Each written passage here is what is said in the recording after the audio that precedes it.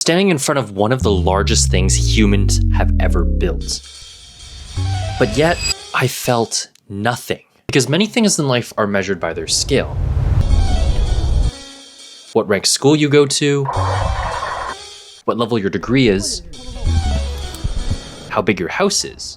And for a long time, you believe in that facade, stressing about your grades because all you need is that one single coveted law school placement. But when you actually get there, and when you reach the goal you set out to achieve, you feel empty. You ask yourself, why did I put in all this effort just to feel like it was for nothing? And so what do? You think, well, if I make another goal, set my sights on something greater, accomplish that, then I'll feel happier, right?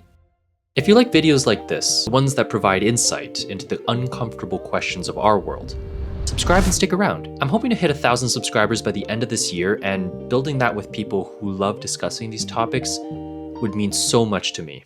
Well, for most of us, we never really figure it out. Not because we don't want to, because we never really think about what it means to change our minds. We grew up thinking about ambition, about success, because we came from a family that didn't have much. You see, growing up, I was probably one of the most optimistically delusional kids you'd ever meet.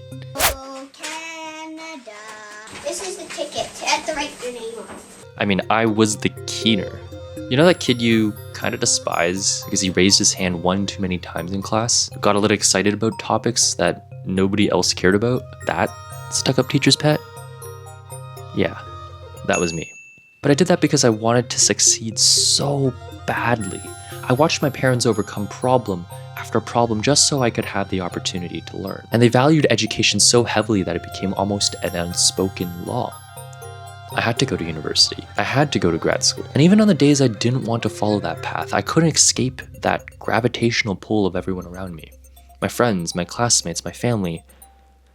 Nobody said it out loud, but everyone expected large-scale greatness. There's the move. 2, 1, listen! Unbelievable. You know when Kobe Bryant said, Job's not finished. Job finished?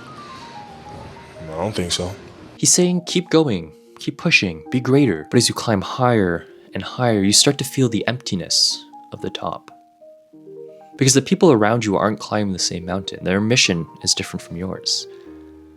Some people find peace with that, figure out how to resolve the conflicts they have inside themselves. One method I found to try to resolve that inner conflict was to flee. Now what you're thinking, find yourself in another country and maybe you'll come back whole.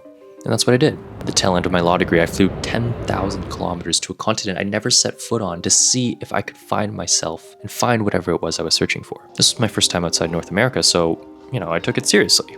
Japan, Taiwan, Thailand, China, Korea, all in the name of finding myself. I spent more on flights in 6 months than I had on myself in over 2 decades, and I was having fun.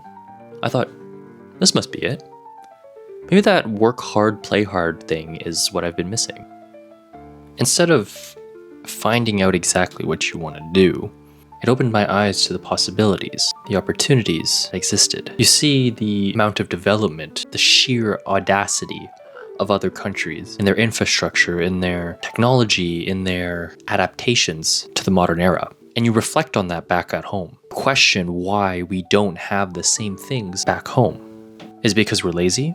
Is it because we're so caught up in this traditional mindset, so fearful of change? These are the questions that started popping up in my head as I continued to explore. And I urge you to try it for yourself, because one day you'll think to yourself, why am I doing this? And then you begin to see the bigger picture.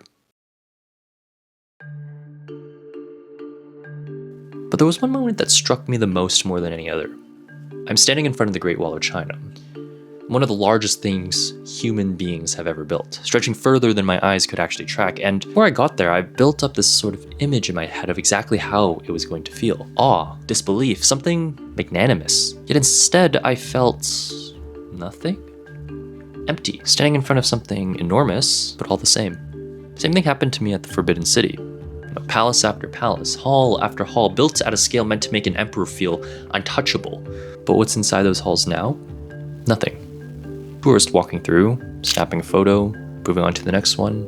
All that ambition, all that labor, all those lives spent building something bigger. And what's left is a beautiful but hollow shell that people pass through in under a minute. And that's exactly what it feels like every time you actually get what you said you wanted. The wall gets built, the photo gets taken, and then you move on. No, this isn't what Liccione meant. Traveling to a plethora of regions, exploring vast lands at a scale I could barely comprehend.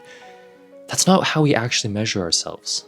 It never was. It's the conversations you have with the people in those places, the moments that trigger you to stop being so complacent. But if achievement doesn't lead anywhere, if the wall, the palace, the degree, the next goal, none of it fills the space, then what was the point of any of it?